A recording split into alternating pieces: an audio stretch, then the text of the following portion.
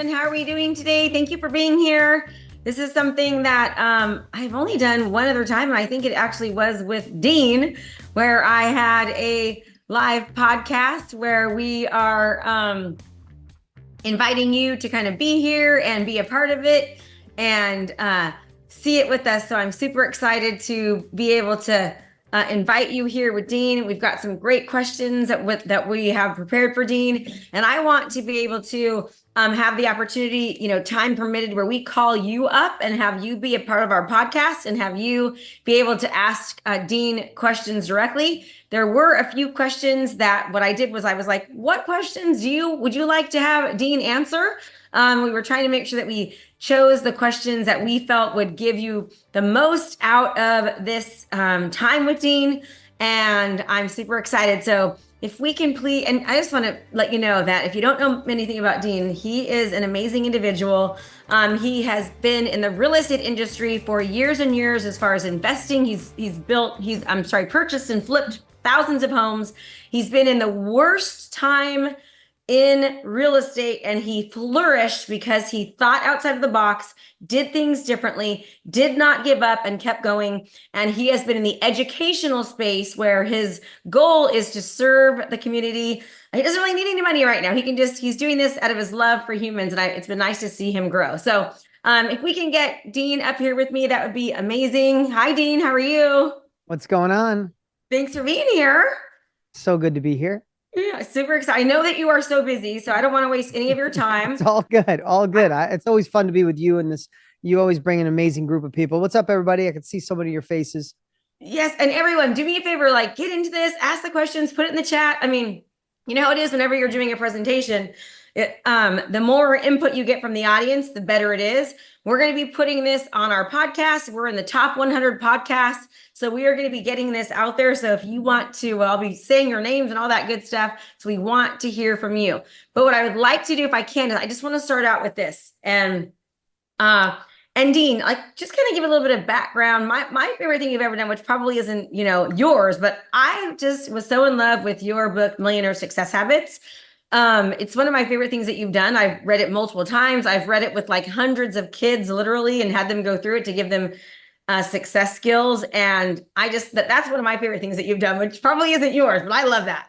No, I love that. I love that book. It's funny, like anything in life. If all of you here, because you're growing, you want to be a better version tomorrow than you were yesterday, right? I like to call it a culture of progress. In a room like this, the people that move forward have a culture of progress. The only person they compare themselves to is them of a few years ago or a few months ago, right? Not a culture of comparison, right? Not a culture of perfection. Really, it's just an evolution to be a better version. So I love that book, but also when I read it, I'm like, oh my God, I wrote it a decade ago. I'm like, oh, I'd update this. I would change this, but it's great to be with you all today. And Krista, I love the fact that we've built a fun relationship over the last couple of years. Again, you know what this tribe needs more than anything. So I'm here to serve. So if we're together for the next 40, 50 minutes, whatever it is, I'm here to do what I can to help lift this group up. So let's kill it. So here's what I would like to ask you. So right now, many people are than ever before, I feel like, are either starting new businesses or they're trying to grow their business and stand out.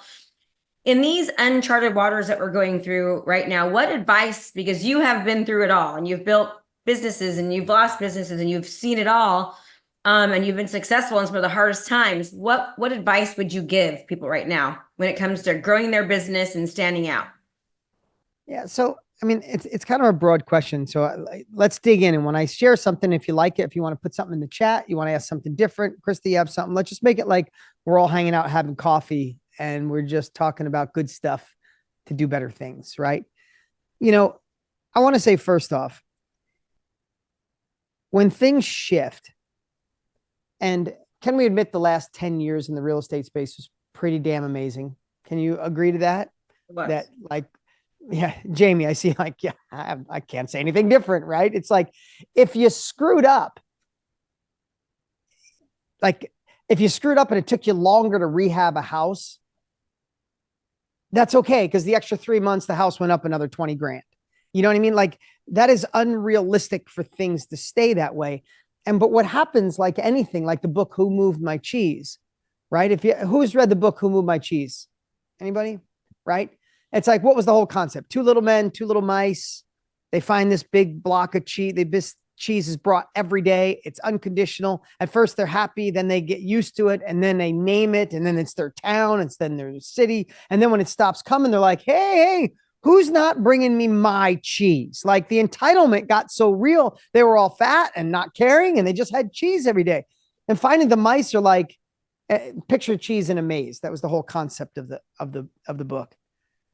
And the two mice to the two little people are like, hey, I don't think the cheese is coming back. And the two little people are like, I don't care. This is mine. I named it. I'm the mayor of this cheese town. They'll bring me my cheese back. Long story short, what did the mice do? They went out and explored. They got really hungry. They got scared. They went halfway back. They went to finally they found more cheese, right? The whole point of the story is, if you look at the last 10 years in this industry, and please know that I'm not trying to dismiss what you guys are going through, but there was a lot of cheese. Right? There was a lot of cheese.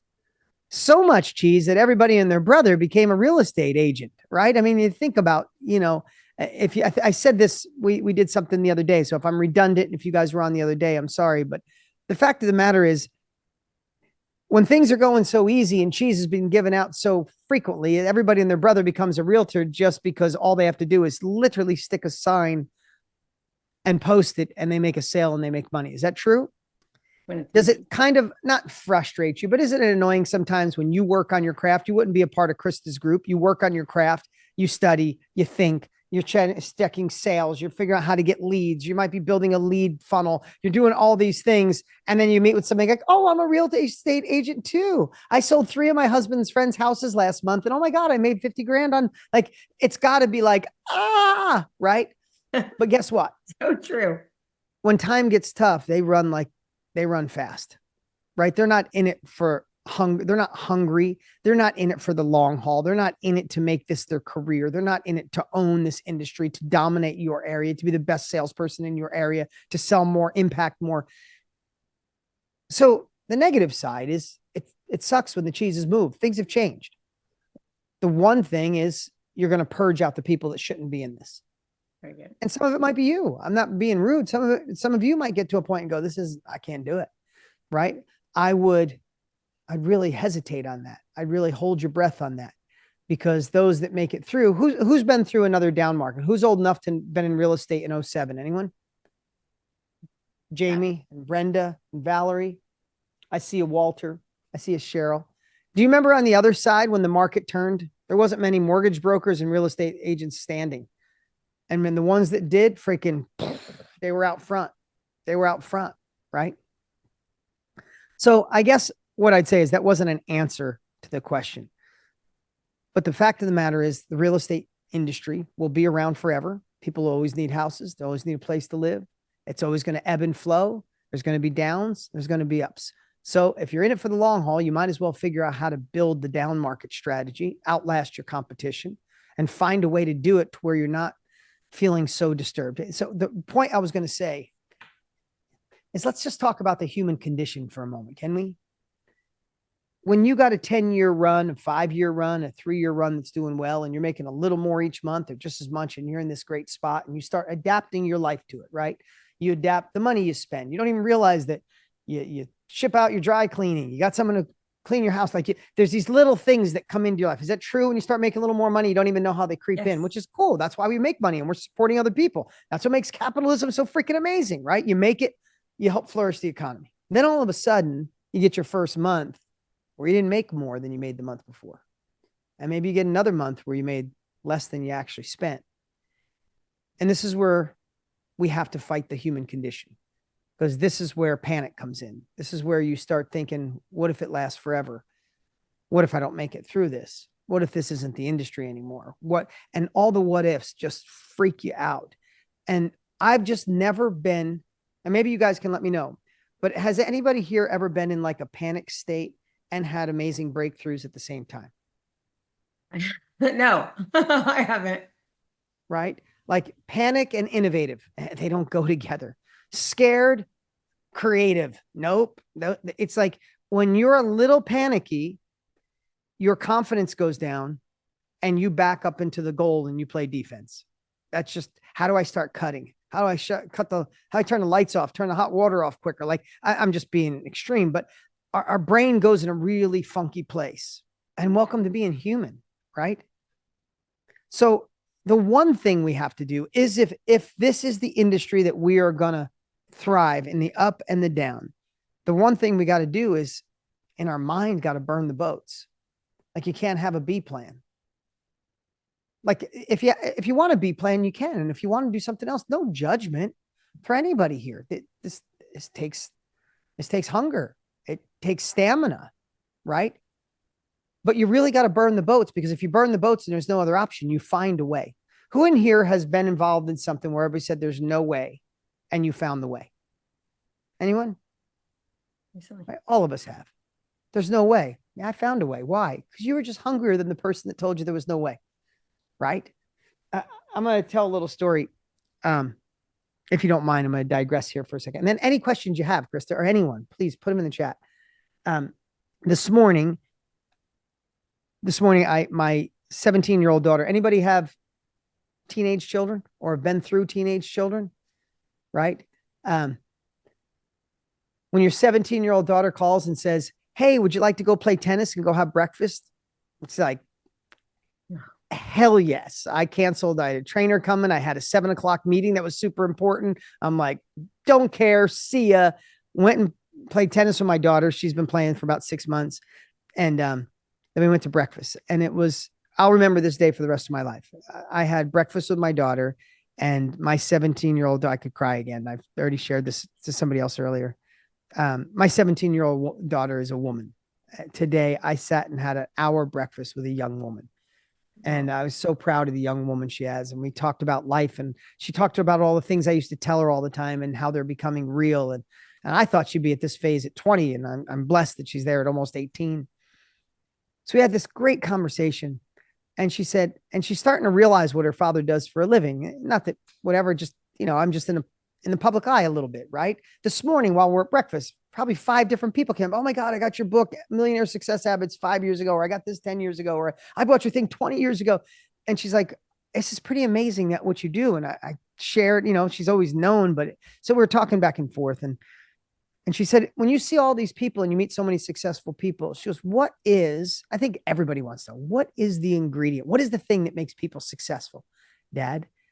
And I said, and I never said it this way. And I thought, because I was trying, if I was with you guys, I might give 5 answers, right? You got to be in a good industry. You got to model proven practices, right? You got to want it more than all these things. I would say for my daughter, I'm trying to think like of a 1-word answer.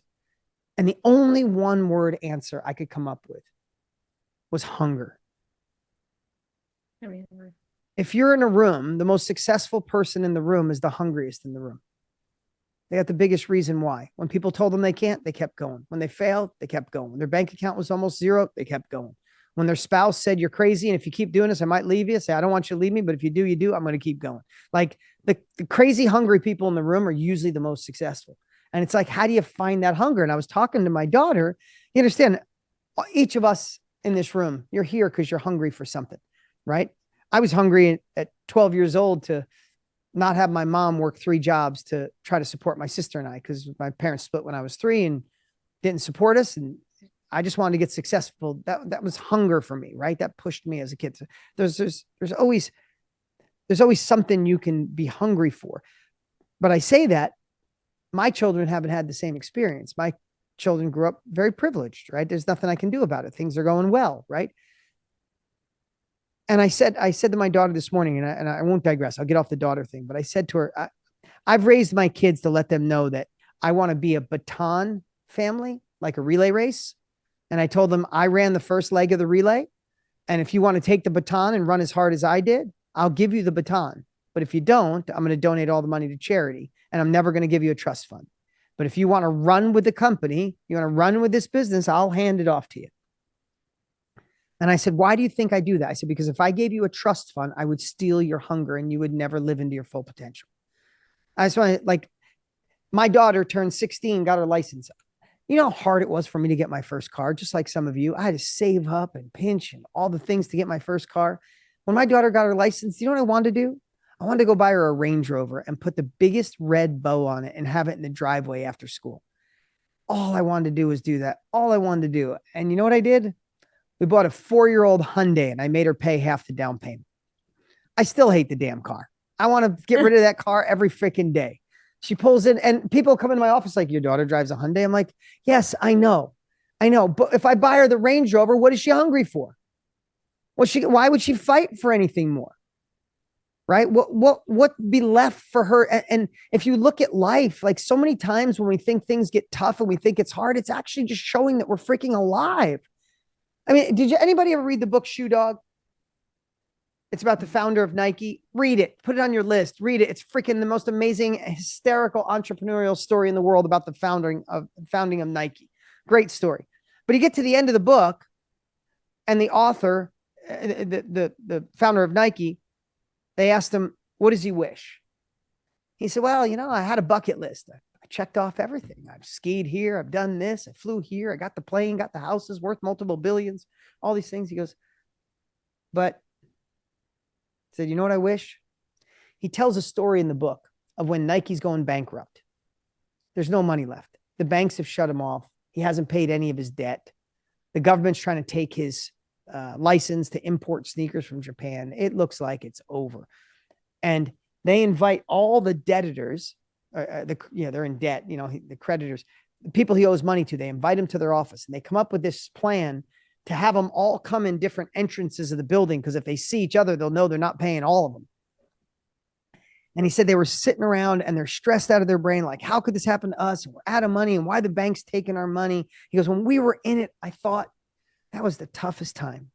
And at the end of the book, you know what he said? You know what I realized? They were the greatest times of my life. I was alive. My blood was flowing. I was figuring out solutions. I was aligned with other people. I was making crap happen. It's like, now I have all my money. I'm giving it all away to charity. He's like, I'm giving all of it to charity. And it's great. I'm glad I made it. But I thought it was the getting here was the thing.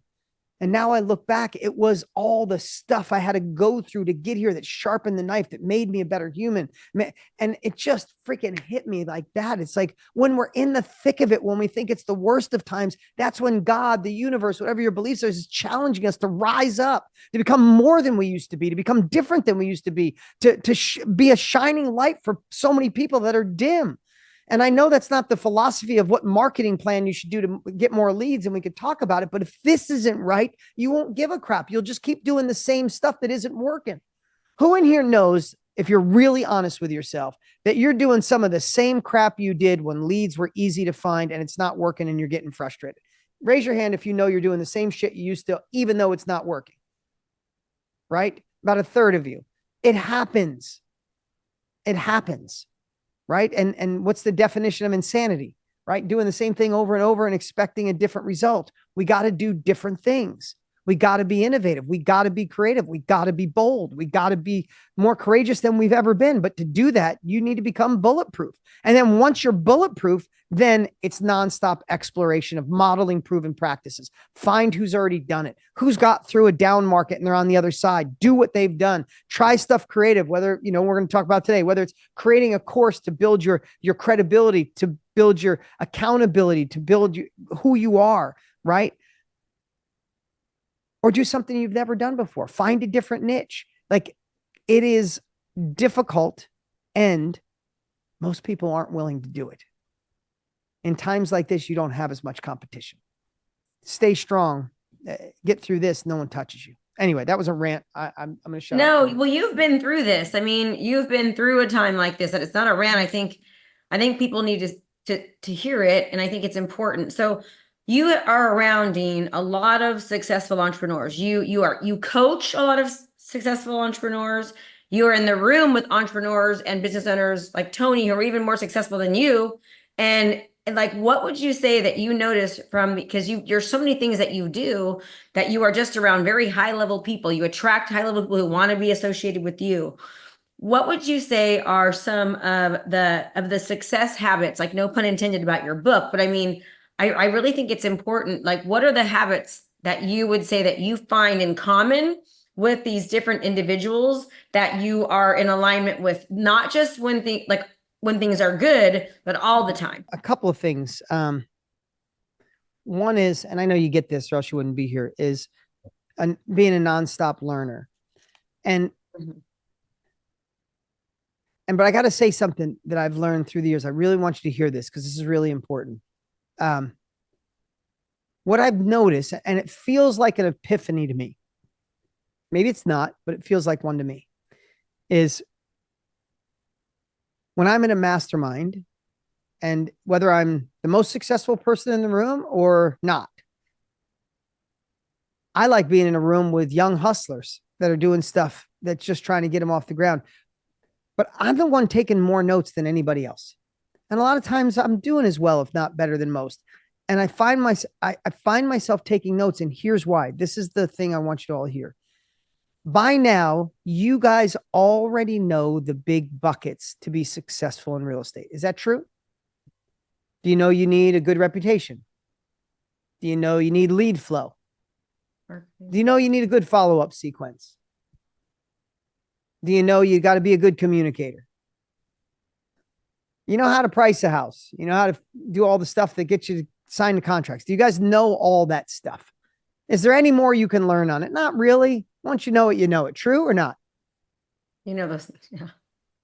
But the game changer, the reason I write notes so obsessively is what I found is the magic and the nuances. It's not the big things anymore. You got to be listening for the little things. You got to be listening for the tiny little things that seem like a throwaway. And you go, whoa, wait, what did she just say? What did she say? She does what? And that's how she follows up with, oh my God, like the little things. Okay, so we're going to do an event June 13th. There's going to be 1 million people there, right? I've been doing challenges, big events for a lot of years. I was at a mastermind and someone was talking about their event. And it was someone who was, I don't know, 5% the size of what we've been able to do. And I don't mean that like, look at us, but, and while he was talking, I was in a room with, players, like some of the top marketers on the planet and people in our space.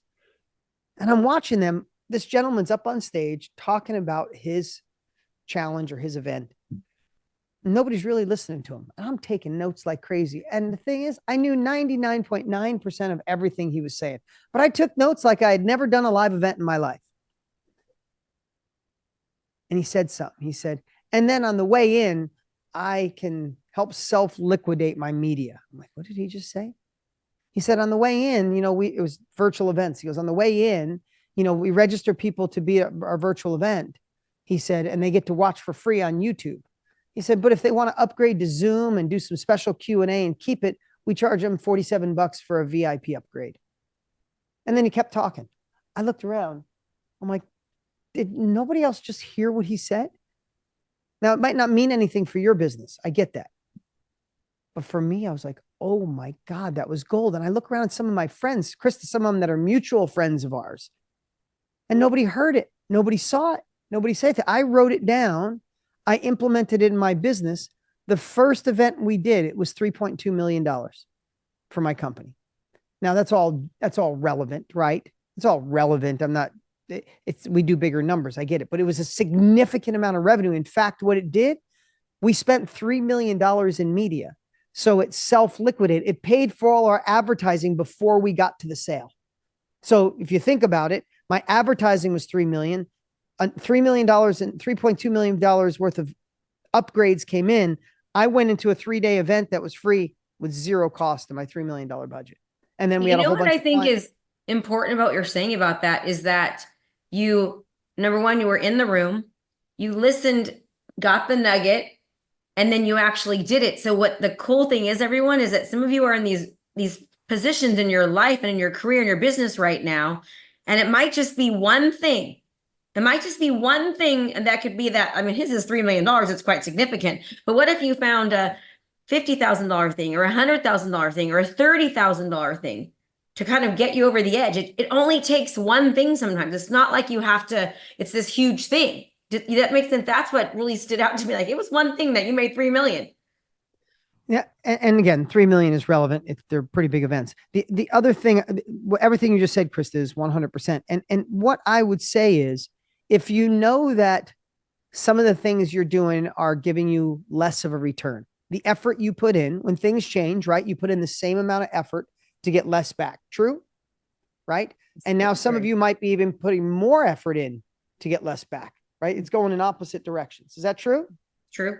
Right.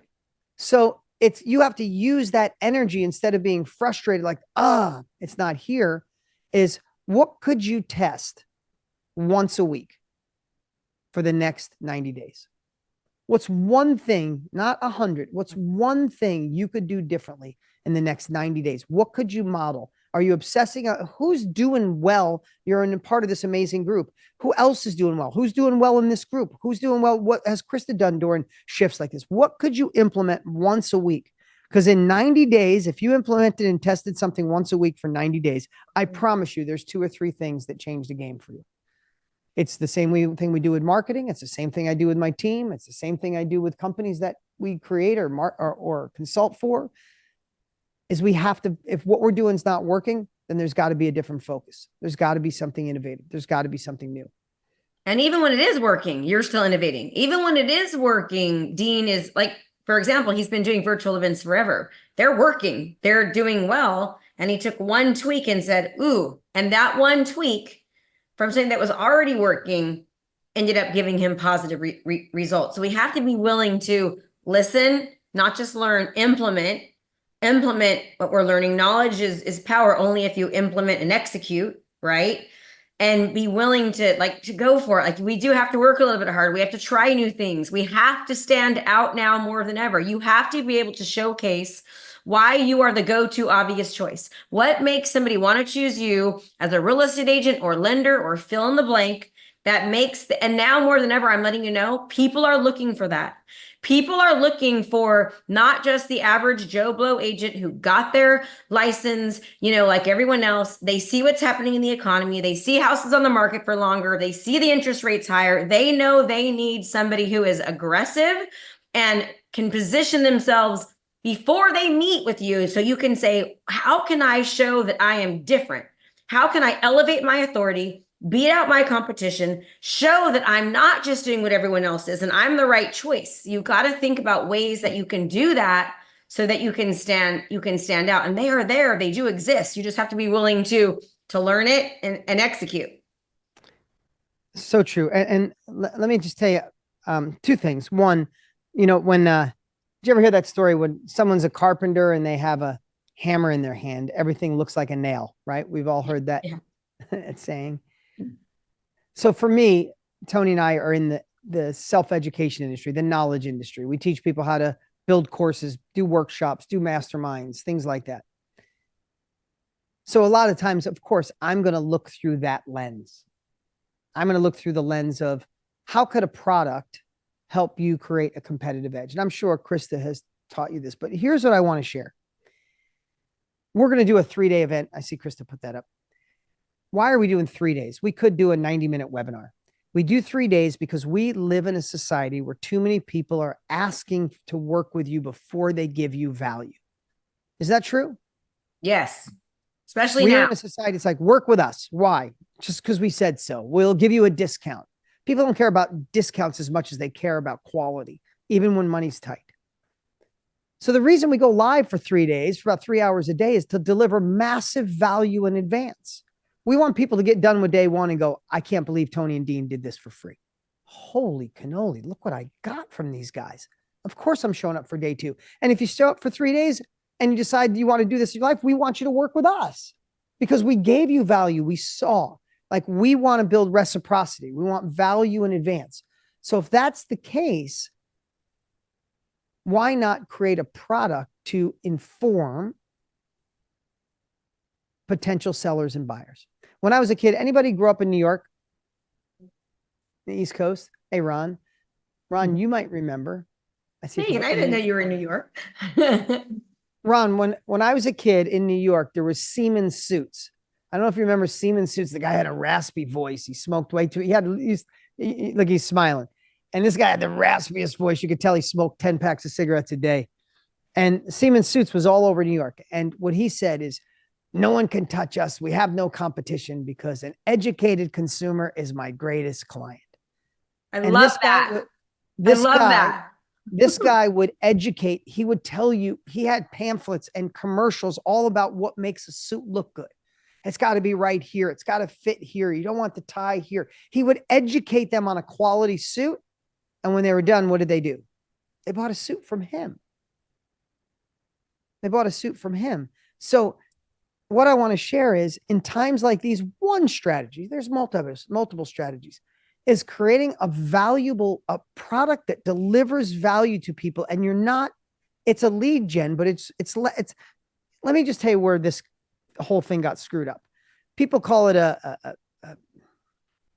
can't even think of it now, a lead gen or Lead magnet. Lead magnet. I'm sorry. I've been in marketing my whole life. I don't know all the terms. You're tired, Dean. And what happens when they create lead magnets is so many people will create some jinkety ebook that they let someone off of Fiverr write just to get the name, right? Who's ever downloaded an ebook? You read it, you're like, what a piece of crap.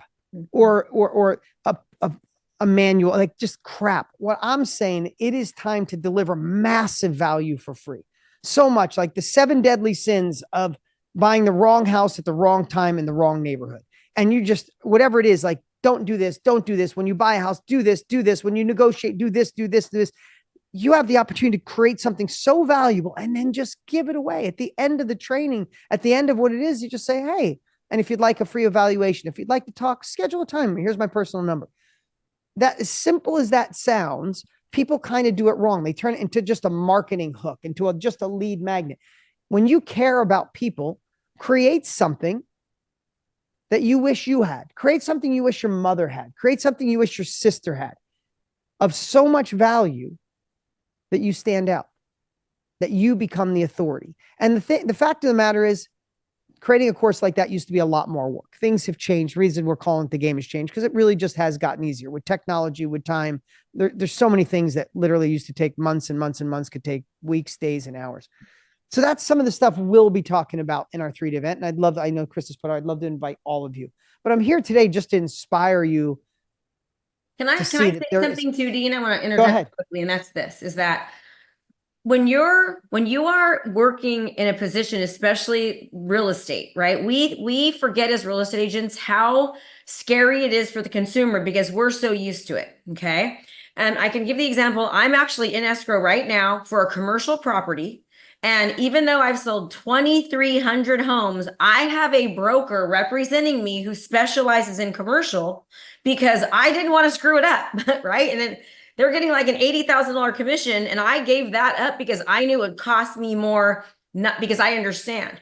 So imagine if you create something to where you educate them so much so that their eyes are open to how many intricacies, or that word is, that are involved in the selling transaction. And you're educating them so much that they're thinking, why didn't I think about that? I didn't know about that. How is that going to affect me? That's when they go, oh my gosh, I knew nothing about that. No one else even talked about it or brought it up. This person is the person that I'm going to go to. And just as Dean was saying, if you give away something that's so chintzy, it's kind of like if you're trying to sell something and what you give away is crap, nobody's going to pay for something because what you gave away was poor. But if you can create a product that gets people thinking, why didn't I know about that? How come nobody else brought that to my attention? Then you become the person they know they need to call, right? And it's like Dean calls it value in advance. Dean does. And I said, you want to win before you arrive. And it's a product that you can give to educate them. They can binge watch you. And trust me, they binge. When they are buying and selling, they binge because it's their most, in almost every case, it's their most valued asset. So it just works wonderfully. And like, we've done it and we know it works. And so that's why I'm bringing this to you. And just being around Dean and Tony has absolutely changed my life. So for a free event, when I've personally given them hundreds of thousands of dollars to be in their presence, if you can do it for free, why not? True story. Some other things. Yes, we'd love to invite you. Love to have all of you at the event. I think no matter what, even if this is something you don't want to do, you shouldn't miss this. When you get a chance to, Tony's on fire right now. He'll knock your socks off on day one. He is fired up. So I wouldn't miss it for the world. I want to share something. And some of you may have heard this from another interview I did with Krista, but I want to share it. In 07, when, maybe 10 of you raised your hands, you're around in 07.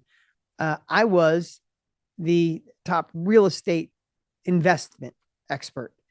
I had infomercials. People asked, why'd you do infomercials? Because when I started, there was no internet in 1997. So that's why. But in 07, when things started to change, and I'm teaching people how to invest in real estate. If you remember, if you drove down any street in America, every third house was for sale and every other one had a foreclosure sign on it. More foreclosures than ever before in history. I mean, it was overnight end of the world, right? I mean, it was crazy. And I'm teaching people how to invest in real estate. So I had to think on my feet. It was either, and I watched, there was a Carlton Sheets. Anybody remember Carlton Sheets, the infomercial from years ago? Carlton Sheets. Yeah, I see you, Jamie. You laughing, right?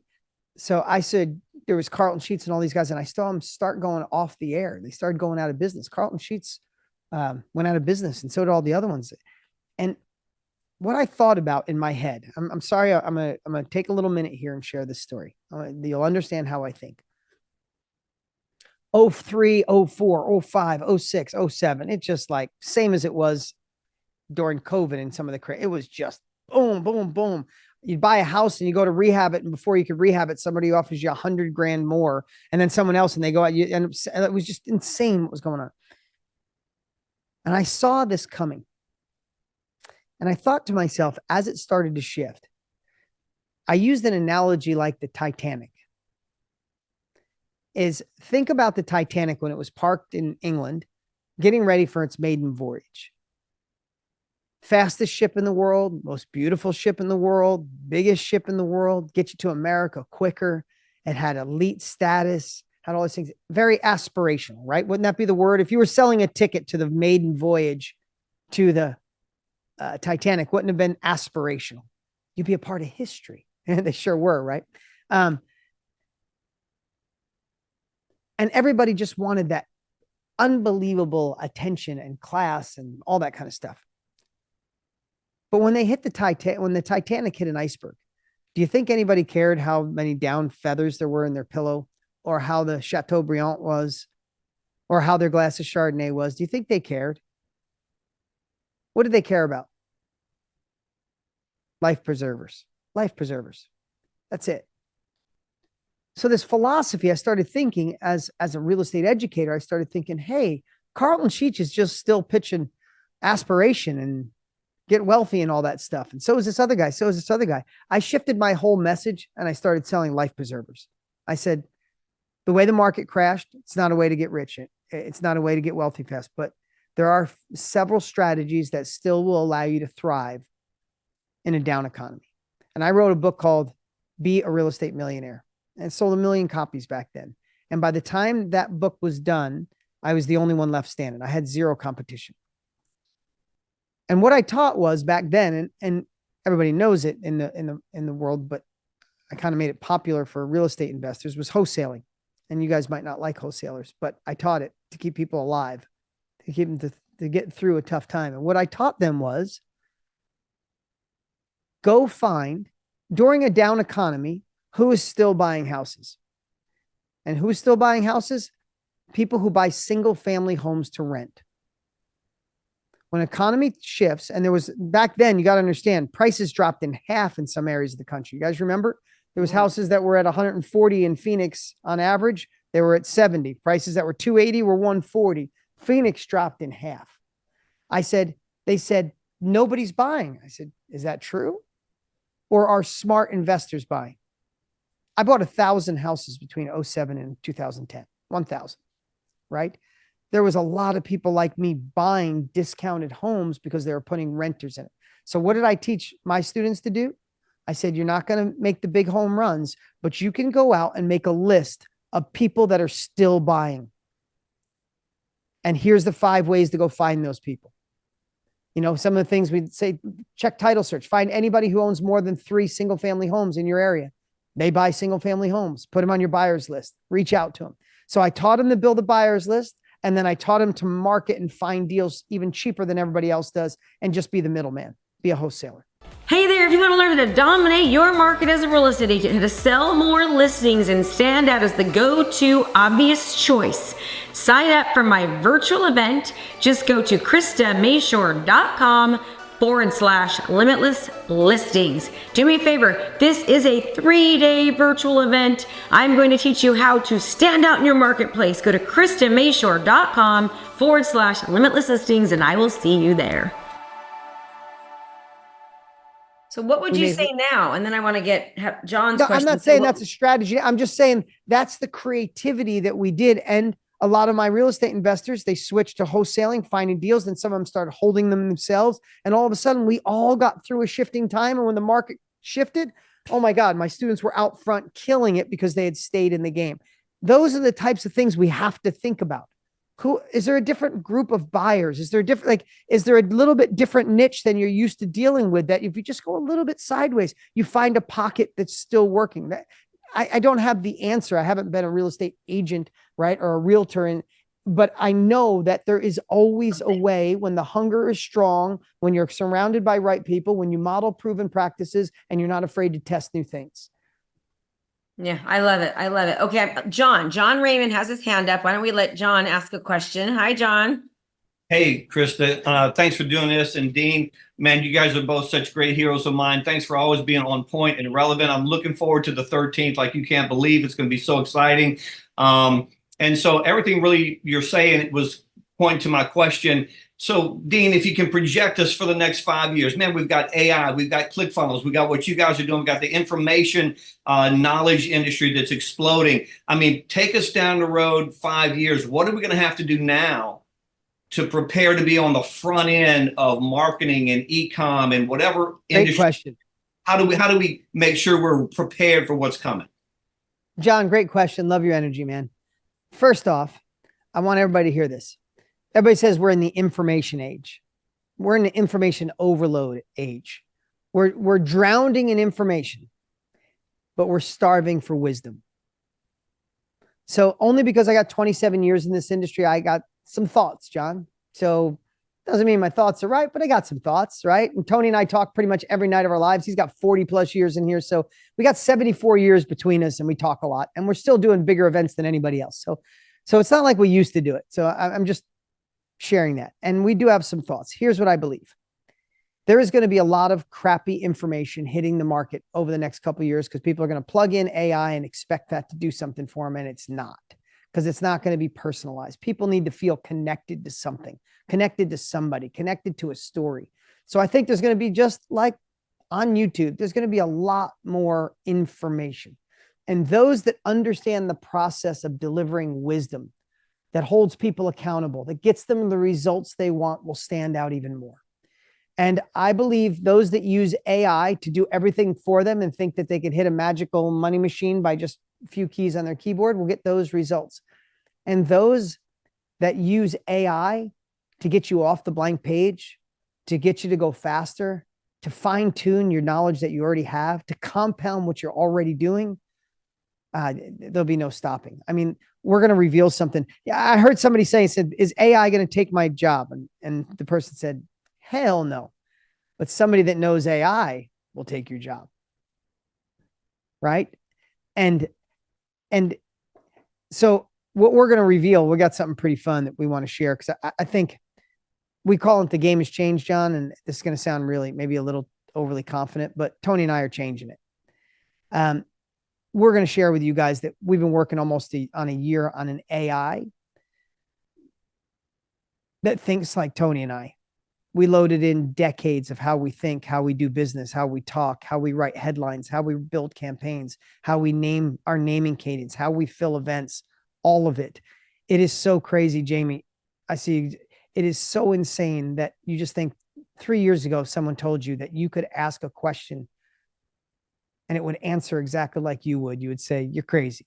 It does. So we want to give people the unfair advantage of saying, hey, this is the best education on the planet from Tony and Dean. We've been doing it for 70 years. If we don't know how to do it now, we should please just give up. Throw us off the internet. You know what I mean? Number two, we want to make sure people have the right guide, right? They have the guidance. They have the 24 hours a day, 7 days a week, have someone that could get you off the blank page and keep you going.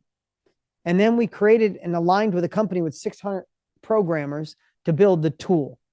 So what you're going to see, what we're going to share while we're there, we're going to deliver massive value for 8 hours over those 3 days. We're also going to share what we've created, where one thing allows you to have the education, the Tony and Dean tool that thinks like us, and then the tool to just do all of it. Your emails, build your course, build your training, build your marketing funnels. In fact, we're loading in our marketing campaigns so people can model ours. It's pretty amazing. You guys are going to be blown away when you see what we've created. We figured out there's 14 different things we used to use just a year and a half ago that we're going to have under one roof. You don't have to get a separate email. Don't have to get separate community. Don't have to get a separate builder. Don't have to get a separate marketing machine. You don't have to get separate AI. You don't have to get a separate builder. It's all under one roof. So yeah, that's where it's going, John. And we're trying to get there first. And I think we have.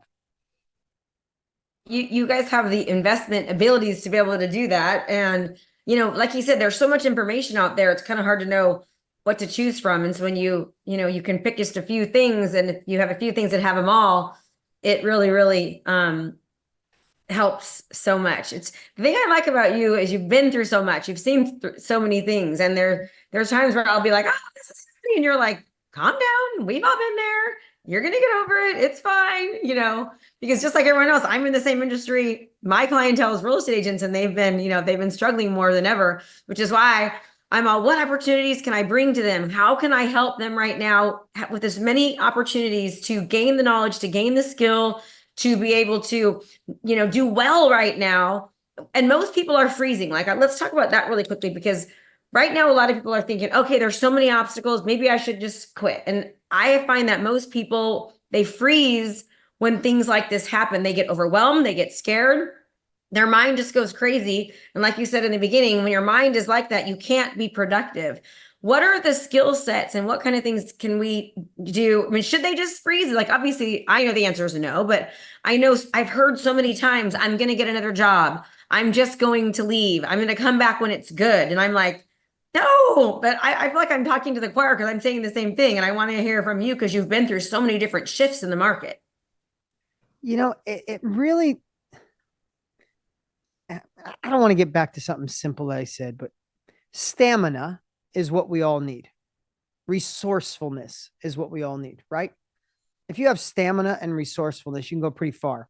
Let me ask you, for those that are parents, would you rather leave your children $5 million or stamina, resilience, resourcefulness? What would you rather have? Right? Would you read in the money or the resourcefulness, right? I already know, I see everybody holding up their fingers, right? You'd rather your kids to be resourceful, to have stamina, to be resilient, right? It's not easy. It's not for the light at heart, right? No harm, no foul if you bail in this industry and did something else. But I'd be afraid. I wouldn't be doing you a service if I thought that you wouldn't regret it or you'll be back when you think it's good. What are you going to do in the meantime? Find something else that you got to start over with, right? You already got momentum. What if you knew that you were only a millimeter shift away from finding a different groove, of finding a different way to grab leads, to build clients, right? I just always look at when my daughter was 12 years old, she was pitching. And I remember it like it was yesterday. And I was talking about my daughter earlier, so I might as well bring it back up. She's 12 years old and she was a pitcher, and she pitched softball. And she was the starting pitcher for her team. And we were at a team, we were playing a really good team. And our team was doing great. We were like in second place. We played the first place team, and they whooped on they were hitting off my daughter. It looked like it was a golf driving range. These girls were just teeing off. So they're like in the fourth inning. I'm out behind my car, my daughter crying, your 12-year-old daughter. She's my firstborn, born on my birthday, daddy's little girl. She's crying hysterical. She's trying to catch her breath. And she's like, I want to quit. I got to quit. She kept saying, it's too much pressure so she said, she's a good salesman. She goes, it's too much pressure for a 12-year-old. This is too much pressure for a 12-year-old. That's all she kept saying. She goes, the whole team, it's my fault. And I said to her, the last thing a 12-year-old that's emotional, that's losing a game, wanted to hear.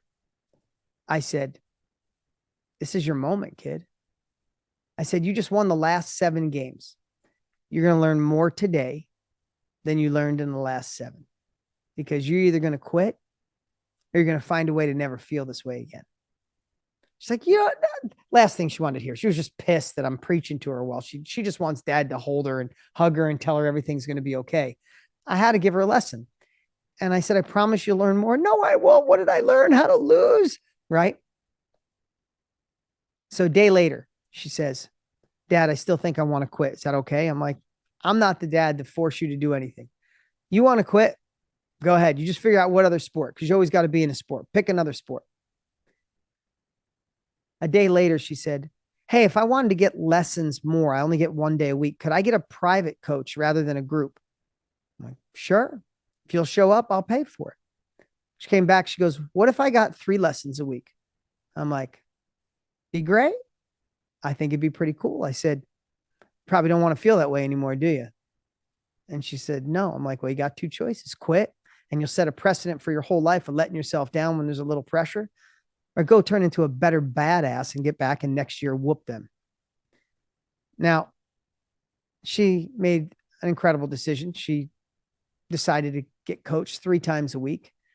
Brutal for me, because I was the one, if anybody has anybody in their family that pitches softball, I'm the one that had to sit on the damn bucket 3 days a week and catch 4. Oh my God. I watched what I wished for. But she got way better. And by the time she got to high school, she got to JV, and on her JV team, they had 15 games. She started and played 14 of them. She played 14 of their 15 games and had an amazing year. And I only say that is because she learned more that day while things were going sideways than she learned in all of her wins. And resilience would allow those of you that stick with it to be battle hardened. You'll find ways that other people aren't willing to find. You'll find solutions people don't know exist. And you'll sharpen your skills and you'll come out better. But that doesn't mean everybody wants to do it. Listen, my daughter, so let me just share with you. My daughter, 9th grade, starting pitcher. 10th grade, she made varsity, pitched on varsity in 10th grade. She played this year. She got to the end of this year. You know what she said to me? I'm not playing in 12th grade, Dad, because I don't want to do it in college.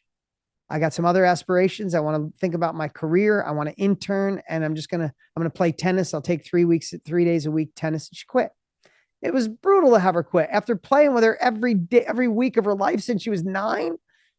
But I respected it, and she did. And I don't look down on her at all. She decided it just wasn't for her. And if that's what some of you feel, cool. You can't feel bad about it. The only thing is, if you're in it though, don't dabble. Don't dabble. Be the crazy person. Try everything. Go all in. I hope that helps.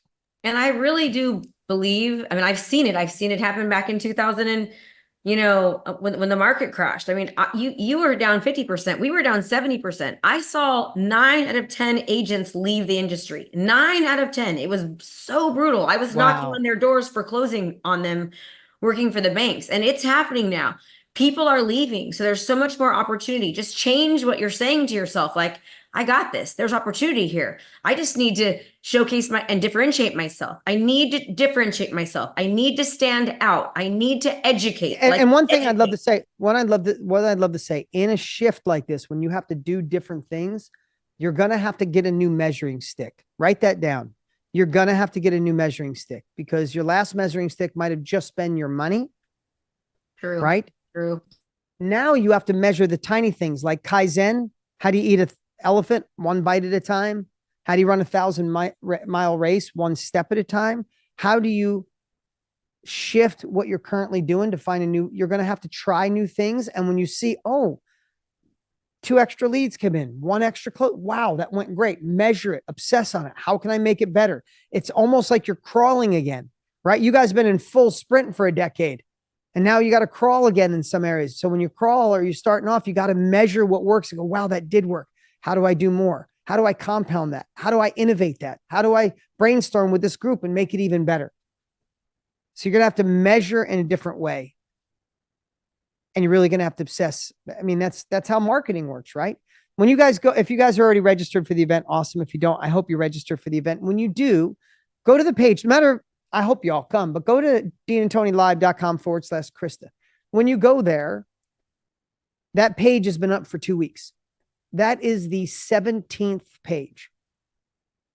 When you click that link and you go, you'll see it's called the registration page.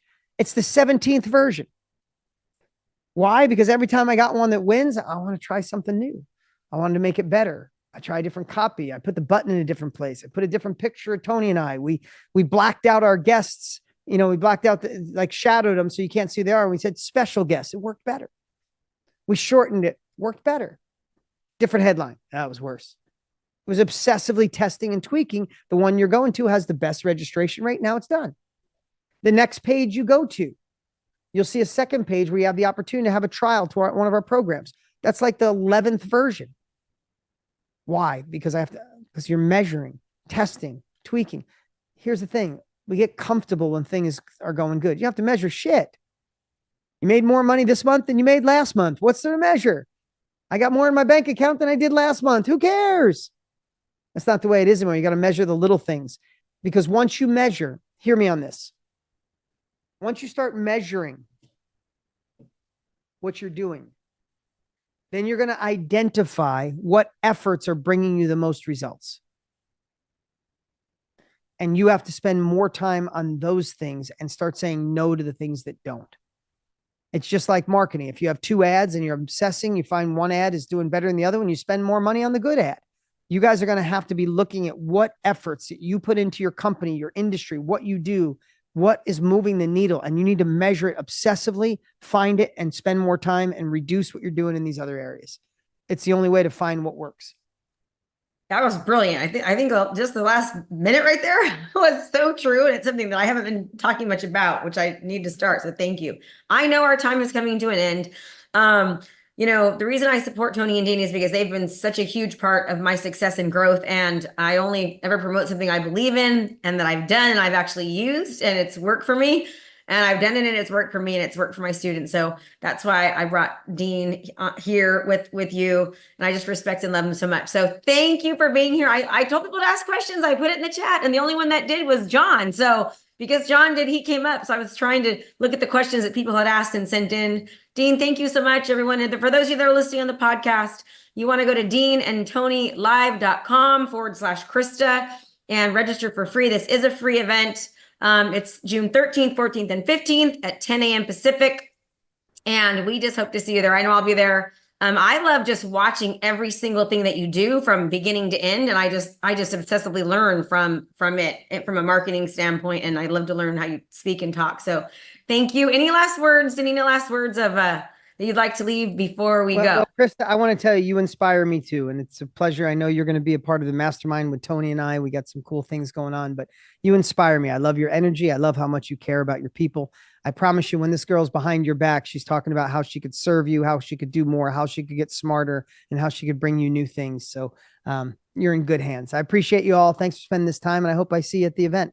Take care, everybody. Thank you, Dean. Anybody have any questions or anything that you'd like to? You guys didn't ask questions. I'm all ask questions in the group. And nobody, only John did. I'm sorry that you weren't able to ask more questions, but before we leave, anything I can do to serve you, any questions that you have, anything that you'd like to say, anybody besides John, anyone else? John, I love that, the squeaky wheel gets to grease.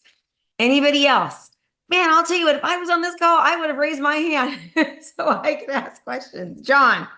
No, I just wanted to say I'd already signed up for the event, but I didn't do it through you. So if I went back in and cleared my cache, can I come back under your thing? I mean, how could you? You can totally do that. You can even sign up with a different email address, whatever you want to do. Okay. All right. Thank you, dear. You're welcome. Thank you for being here. I'm excited about it. I invested in their main mastermind just because they've helped me so much. So it was one of the main ones. Oh, another hand, Tina. Hi, Tina. Hi. Hi. How are you? So I'm good. So he already talked a little bit about the shift, but I'm just really curious at how do we find what we're looking for that shift? I mean, how do we know where to pivot and what to pivot to. I can tell you that right now, the biggest thing that all of you should be doing is educating your community as much as possible. You need to make sure that you are being seen, that you are investing in your exposure, that you're educating, that they are seeing you over and over and over again, because there's something called, during times of economic uncertainty, the trust factor increases significantly. What that means is people are looking for, they need more trust. They need to feel more confidence, right? And the real estate market has been uncertain. Interest rates, they said they were going to go down 3 times this year. Now they're saying they're not going to go down. They're saying for probably years, even with the election, because of, inflation being at 3.5%. They want it to be like 2% before they'll reduce rates. One of a huge economic person that's predicted so many different downturns in the market has said that he does not believe we are going to have interest rates reduced for years and years. People still have to buy and sell. They're predicting house prices are still going to go up. We're in a market right now of deceleration, not depreciation. Deceleration means that homes are still appreciating, but just not as fast as they were in the past. So historically, if you look at how homes appreciated, it was like 3.5% to 5% a year. I think the national average over the past 25 years has been around, I think 3.5%. That's the national average. Well, up until about a year and a half ago, we were going up 13%, 14%, 15%. That is not normal. So we have to educate people that what they saw over the past few years is not normal, and that there are creative financing out there. There's things that you can still do. You have to educate, because people right now are looking for answers. They're looking for solutions. And the people that are being seen and being heard with valuable information that's helping people, solving a problem, serving a need, are the ones that are going to become the go-to obvious choice. So you need to ask yourself this question. When people think about real estate in my community, are they thinking about me? Am I the go-to obvious choice? Am I making it impossible for them to not know who I am? Let me tell you something. In my area, I can't walk up 10 feet without somebody talking to me, because I make sure that I'm marketing myself. I'm putting myself in front of them. Instead of buying a bottle of wine or a cup of coffee, I'm spending that money on marketing. I'm spending that money putting myself in front of my community, running Facebook ads, creating videos. Let me just show you, hold on a second, what I was doing today before you guys got here. I might not be able to see it right now, but okay, what are we doing right now? Hold on. You see my daughter right there? Jane, do you see that? Yell, Jay. Okay, that's my daughter right now. Hold on a second. We're filming, and love you. Good job. Jalen has been in this industry for 4 months. Okay. She's brand new. And you can say, oh, it's because of her mom. No, it had nothing to do with me. She's seen me. The last thing she wanted to do is be in real estate. Trust me. She saw me averaging 134 homes a year. She's like, I will never be a realtor, mom, ever. That was what I heard, until she realized just how tough it is out there. She's new. She's scared. She's fearful. She's recording videos. I didn't set this up for her. She did it. I didn't even know she was coming or doing this today, because she's emulating and modeling what worked. People, last year I sold 20 homes. I am a full-time coach. I sell just enough real estate so I can keep my foot on the pulse, know what's happening, so I can test what's working or not in the real estate market, so I can coach my students on what to do or not to do. Okay. She's following and leading, but what she learned as an example. Educate people, be in front of people, make it impossible for people not to know who you are, be the go-to obvious choice no matter what. You're going to have to do things differently. And Danielle, we can go and bring Danielle up. But just like he said, you're going to have a different measuring stick. Look at what's working. Even if you maybe aren't, like right now, all of you should be building up your toolbox, right? I need to have as many tools and resources and assets, so that when I have the opportunity to meet somebody, I make it impossible for anyone else to beat me. Impossible for anyone else to beat me. In fact, for all of you that are here, I've got an event myself coming up in about a week and a half after theirs. It's a 3-day virtual event. Wasn't planning on bringing this up, but I am, because it's all about how to get more listings, how to become the go-to obvious choice, how to make sure, like how to utilize innovation and marketing and video and social media to make it impossible for people not to know who you are. I'll put the link in the chat if I even know what it is. KristaMashore.com/limit, LIMITLE, limitless listing, STINGS. Go there, KristaMashore.com. If you go to KristaMashore.com/limitless listings, okay? It's a 3-day virtual event, and all we do is it is $47. If you don't like it after the first day, I'll give you your money back. It's not about the money. You will get more information from that event, I promise you, than you will ever get being in real estate for 10 years from any other training. Because I'm not talking about things like door knocking and open houses, even though I am going to be talking about open houses now, but how to do them the right way, how to do an open house the right way to actually get more buyers and sellers. Right now, you need exposure, and you need to do things completely differently than everyone else. And you need to make sure that you are standing out and answering questions and solving problems that people had. They still are buying and selling. I promise you they are, just not as much. But people are leaving now more than they ever have. I have to have conversations every day with people. No, you're not going to go get a job. I mean, really think about your alternative. Make this work. Danielle, come on up. It's either make this work, one of the most lucrative businesses you could ever have in the world of real estate. Real estate is it. You just have to learn how to be the go-to obvious choice. You have to invest in your skill and knowledge and earning power to become better. And if you can do that, which all of you can, you all can figure it out. You just need to learn how to do it. There's a reason my wall looks like that, because I've spent over $1,200,000 in the past 6 years being coached by the best of the best. I just invested $250,000 to be in a mastermind with Tony and Dean. You might think that's crazy, because this year has been one of the hardest years in my business that I've had in 6 years, profitability wise. But I know that now I need more than ever to increase my skill level. That's why I'm investing. I need more exposure. I need more opportunities. I need to get better so I can help more people in a different way. My team is like, what are you doing with this mastermind? We can't afford it. I'm like, I can afford that too. Right now, more than ever, I need to invest in this. What I learned in the past 6 years is not going to get me through the next 2. I need to learn more. Danielle, come on up. Can you guys let Danielle up? Sorry, I get passionate about things. When I do, it's all over. Can you hear me okay? Yes. So thank you for this. I wanted to speak while Dean was here, but I'm in transition from preschool in the car. So Okay.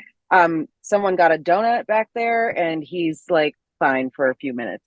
What I wanted to share is I'm in a space right now where I'm doing all the things. I've been running my Facebook ads for a year. That had a 1 month hiccup in the month of August 2023, but we're coming up on it being like a year and maybe 6 months of me consistently running ads. What I did notice, because we're talking about digging deep into the minutia of the numbers and looking at like the performance, is that I had not been running lead generating ads, like a lead magnet ad specifically every month. So I'm going to start doing that right now, but I feel like I'm like 3 feet from gold, that I'm doing all the things. I have everything is published on YouTube. I'm very consistent with having my ads done at the top of the month so that they can drop appropriately. And I have I would say I have about like 85% of the marketing material completed, 3 funnels active. And I've been working so hard that I want to remain encouraged that there is going to be this windfall that's coming from all this very hard work. And I feel like I have trouble with interpreting the data on Facebook and how to understand, okay, this ad was performing. Logan helped me out the other day and saw that I had an ad that was like costing $5 like per ad or per conversion, where there were some other ones that were in the 3 to 6% range that were much better. So I'm very grateful to have been able to learn that, but I feel like I'm doing all the things and the things aren't happening. So I'm not going to quit. That's not going to happen. I'm going to stick with it as far as never giving up, because that's the one commonality that everyone that's successful has. So I got that down, but I'm just in this space of like, come on, just let it happen. Just show me, you know? So I just wanted to share that with you, that I'm just in that space right now. Yeah, you got to keep going. A lot of people are got to all the efforts that you're doing now. Oftentimes you don't see the results. And I'm going to remind everyone, Logan Daniela's she's a part of my community. She's one of my students. So, she's Best able to go and get, $47 I ever spent in my life. so this is an Ever. example of thanks, Danielle, of the limitless listings, right? If you go there, we're going to be teaching you how to get listings. It's a 3-day event. We have it every month. It's a brand new event. It's going to be live. It's brand new. I'm preparing for it. I had it live last month. I'm doing it live again this month because I want to make sure that I help and meet the needs that you guys all have. And trust me, if you sign up for the first day and you're like, this sucked, Krista's horrible, this isn't a very good event, we are going to get down to the nitty-gritty immediately on this event. And a lot of you need, honestly, is you need some mindset work as well. All right. A lot of you, you have to make sure that you are being so hyper vigilant, and you guys can go ahead and take Danielle off now. So hyper vigilant and focused on your mindset, what you're thinking, what you're saying to yourself, the conversations that you're having in your head, right? Has a lot to do with your success. So much. I have to watch myself at times too. I have to catch myself very often. What am I saying to myself, Krista? Right? And I notice that the more that I'm really hyper aware of my thoughts and what I'm saying, and when it's negative, I get negative feedback. I get negative results. But when I'm thinking about good things, feeling positive, feeling energized, and working towards the goal, taking effective action, things just go, things happen, So put yourself in the right places to be able to and emulate the right strategies, effective, proven strategies that are not the same things you've been doing. What you need to learn to do is, how do I become the obvious choice? How do I become the obvious choice and not just a commodity? Because most real estate agents are just a commodity. They are a commodity. I'm sorry to say that. Most of you, and I don't mean to be rude, and you think you get mad when people say that, they're upset that you're getting a 3% commission. Most of you are overpaid. You are just doing things like doing an open house and putting on MLS, and you haven't taken any courses. You haven't educated yourself. You haven't learned how to really, truly, and I say this with love because I was one of you, but I have seen so much in the industry, and making a 2.5% or a 3% commission on one side is a lot of money, especially if you are not really understanding how you can serve that client to the best of their ability. And once you can do that, you won't be seen as a commodity. People won't expect you to come just on the weekends to do an appointment or just at night. They will change their schedules just like they do for the dentist and the financial advisor and their chiropractor. I know this because they did it for me, because I made sure it was obvious that I should be the person they would hire, because I made it impossible for them not to know it before I walk through that front door. You got to win before you arrive. And I'm going to tell you something. They are eager and hungry for information when they're thinking about buying and selling. What are you putting in front of them before they get there to make it to where when you get there, there's no comparison? Okay. And keep on going. All of you've got to keep going. But if you're still doing the same thing, if you're not educating yourself, differentiating yourself, and if you think you can keep doing what you did the past 5 years, you are going to be in trouble. I promise you, you are going to be in trouble. And I mean that with love. You can't. You've got to do something different. Anyways, sorry. I'm like, you're like, yeah, it was over. So I just kept going on. I know, Jamie, I'm looking at you seeing, it's funny. I see a lot of my students on here, and I don't have to lecture them so much. Thank you, Tina. I know, I mean, and, Jamie was on one of my calls yesterday, and he was talking about just how important, the mindset aspect of it is in his daily routine and the things that he's doing, and, how he attends the skin in the game groups and all these different things. And I would love to know the conversation that Roger is having with his son or whoever that is in there. I'm eager to know. It looks very interesting, huh? All right, everyone. Okay. I love you all. Thank you for being here. I think you're amazing. Linka, I want to thank you for all the help you've been giving me. Linka's selling my properties right now in Florida. Should never have bought those properties. Gosh, not a good idea for those, but appreciate all of you all so much. And hopefully I will see you at the Limitless Listings, and hopefully I will see you team, go ahead and put let me go ahead and share that again with you just so you can see it. It's Limitless Listings. KristaMashore.com/limitless listings, and it will help you. Let me see here. Yeah. And kind of get an idea of if you really want to learn and want some help, just this is skip a couple cups of coffee and buy this. And again, it cost me way more money to put this thing on. When I had this event, I'm in the hole about $120,000 just to put this event on, in the hole, at least that. It is there to help you. And then obviously a lot of people are like, I want more help, and they decide to coach with me. But we start this event, several $100,000+ in the hole. It's not about the $47 cost. It's about investing so you actually show up. We've given it away free before, and people didn't take it serious. So we found that when they actually spend a little bit of money, they actually show up and so that's the reason there was a cost at all. And if you show up the first day and you don't think it was worth your time, email my team and I'll give you a refund. All right, everybody. And if you're in one of my programs already, you don't need to go. Trust me, you don't need to show up to it. You guys are, everything I'm teaching in that, you get times 10. So I wouldn't not waste your time, but you're going to be with me and learning each of these things, with the step-by-step blueprint. All right, everyone, make it a great day, and I'll see you all later. Thanks for being here. Hey there, if you want to learn how to dominate your market as a real estate agent, how to sell more listings and stand out as the go-to obvious choice, sign up for my virtual event. Just go to KristaMashore.com/limitless listings. Do me a favor, this is a 3-day virtual event. I'm going to teach you how to stand out in your marketplace. Go to KristaMashore.com/limitless listings, and I will see you there.